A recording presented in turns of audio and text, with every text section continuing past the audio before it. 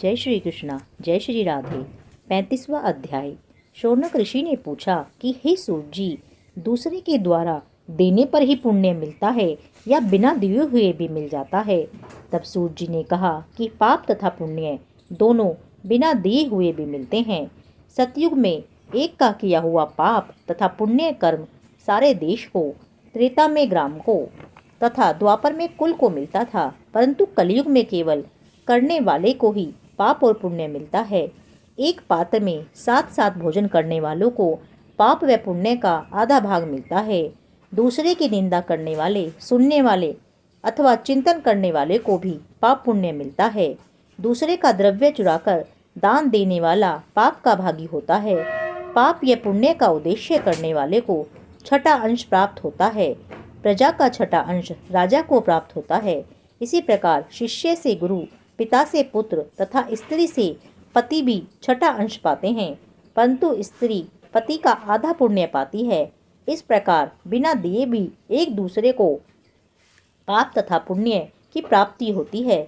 इस संबंध में अत्यंत पुण्य देने वाला एक इतिहास सुनो। प्राचीन काल में उज्जैनी नामक नगरी में धनेश्वर नाम का ब्राह्मणोचित कर्मों से रहित, जुआरी, मदिरा पीने वाला, वैश्यागामी, रस कंवल तथा खाल बेचने वाला अत्यंत पापी ब्राह्मण रहता था। वह क्रय विक्रय हेतु कई नगरों में घूमता फिरता महिष्मती नगरी में गया और वहां पर 1 मास तक ठहरा। एक दिन नर्मदा नदी के तट पर उसने जप तप करने वाले ब्राह्मणों को देखा।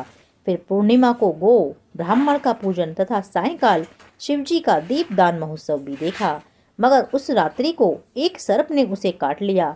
तब कुछ मनुष्यों ने उसके मुख में तुलसी दल तथा नर्मदा का जल डाला। इसके पश्चात उसकी मृत्यु हो गई और यमदूत उसे मारते पीटते हुए यमराज के पास ले गए। वहां चित्रगुप्त ने क्रोध दृष्टि से उसकी ओर देखते हुए यमराज से कहा कि महाराज, यह बड़ा पापी है, इसने जीवन भर में एक भी सत्कर्म नहीं किया है। तब यमराज ने आज्ञा दी कि पहले इसे खोलते हुए तेल के कढ़ाई में डालो और उसके बाद मुदगरों की मार मार कर कुंभी पाक नरक में डाल देना। परंतु जब उसे खोलते हुए तेल में डाला गया तो वह एकदम शीतल हो गया।